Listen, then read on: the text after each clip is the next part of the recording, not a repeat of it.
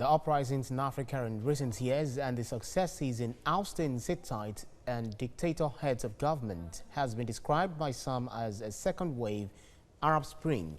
While the Middle East agitation is not any different from the Sudan and Algeria experience, some disagreed that it is Arab Spring in Africa. Mayor Thomas reports. Algeria, through a non-violent protest, successfully ousted its dictatorial president.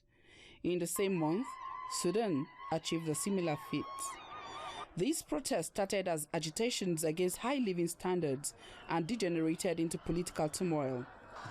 Some have described this North African phenomena as an Arab Spring.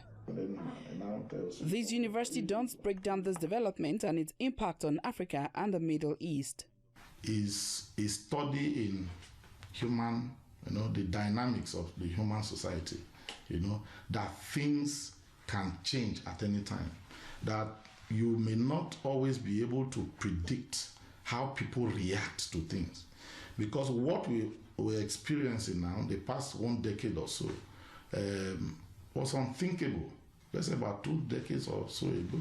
Many people have said, okay, when are we going to have this kind of spring in other parts of Africa? But again, that's because to an extent, the rest, parts of Africa beginning to embrace, democracy. It's some kind of a bandwagon effect from the 2011 Arab Spring. Those countries were experiencing freedom of speech and expression for the first time in a long time, because most of the countries in the Arab world, North Africa, which is part of it, are countries that are under despotic, one-party state based on religious ideologies. It has a kind of infectious effect on the surrounding countries.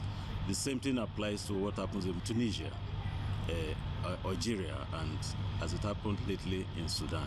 It's a continuous process, and you're going to have widespread ramification further than that in the Arab world. So to places like Iran is already very, very restive, and other places like Saudi Arabia, for instance, where there's this theocratic structure of authority that relies solely on Islamic ideology.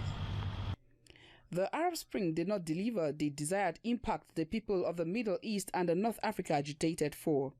Rather, these countries till date are unstable, experiencing political unrest and economic instability. This raises the question as to whether this is the right path to tread to really effect a change.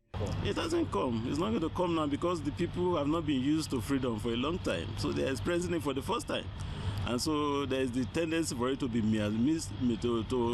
misabuse it or to disabuse it in a way, because everybody now wants to hold power, which is not possible. There must be some form of representation, and that's what democracy is all about. Some of the consequences were not and are still not palatable, not the kind of changes the people in the Western world, expected, because the immediate consequence, or the immediate result of the spring, some groups took over government, took over from the so-called dictators who had helped, held down the country for so long, So when somebody like Muammar Gaddafi of Libya fell, the Western world was happy, but what came after that, So you see that with that, it was a kind of mixture, with the joy of, freedom.